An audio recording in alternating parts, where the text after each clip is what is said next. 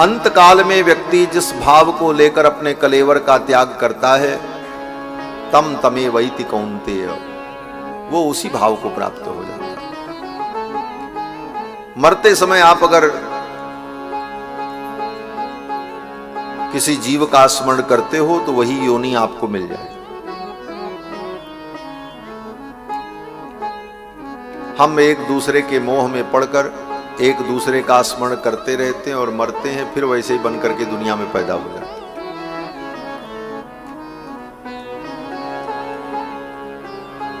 परिवार में बेटा बेटी के मोह में पड़कर हम उन्हीं का स्मरण करते हुए जब मरते हैं तो अगले जन्म में उसी घर में फिर व्यक्ति पैदा हो जाता है, नाती पोता बन करके पैदा होता है, पोता पर पोता बन करके पैदा होता है।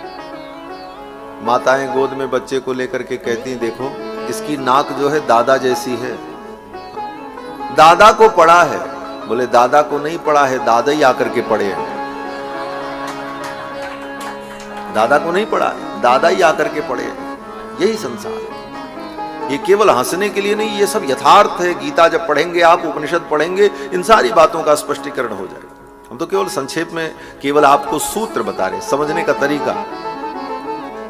जीव इसी मोह के कारण संसार में बार बार जन्म लेता है। पुनरपि जननम पुनरपि मरणम पुनरपि जननी जठरे शयनम। ये तो कहो कि भगवान की बहुत बड़ी कृपा है कि मरने के बाद व्यक्ति जब अगला जन्म लेता है तो पिछले जन्म की सारी बातें उसे भूल जाती है। ये बहुत बड़ी भगवान की कृपा है। अगर पिछले जन्म का याद रहे तो इस जन्म वाले परिवार के लोग तो नाकों चना चबाए रहते, पिछले जन्म वाले भी आ जाएंगे तब क्या होगा सोचो। इस जन्म में तो हालत खराब है और पिछले जन्म वाले भी आ जाए, वो कहें हाँ तो पिछले जन्म के मेरे बाप थे, लाओ हमको इतना दो। कहां कहां वो समझेगा, कहां कहां निपटेगा महाराज। ये तो भगवान की कृपा है कि पिछले जन्म की स्मृतियां नहीं रहती। एक ही जन्म में व्यक्ति परेशान हो जाता। इन बातों को जिस व्यक्ति ने बुद्धि से विवेक से समझा, उसी के मन में वैराग्य उत्पन्न होता है, संसार से मुक्ति की कामना उत्पन्न होती है। तभी वो मुमुक्षु बनता है, मोक्ष की इच्छा उसके मन में पैदा होती है। क्या मिला इससे? बार बार पैदा हुए, आए, खाए, कमाए, मर गए, फिर पैदा हुए, फिर खाए, कमाए, मर गए। ये कब तक ऐसे ही चलता रहे? क्या मिला? लाभ क्या हुआ? न कुछ लाभ हुआ, न कोई प्राप्ति हुई, ज्यों के त्यों। तो भरत जी महाराज उस हिरण के बच्चे का स्मरण कर रहे थे।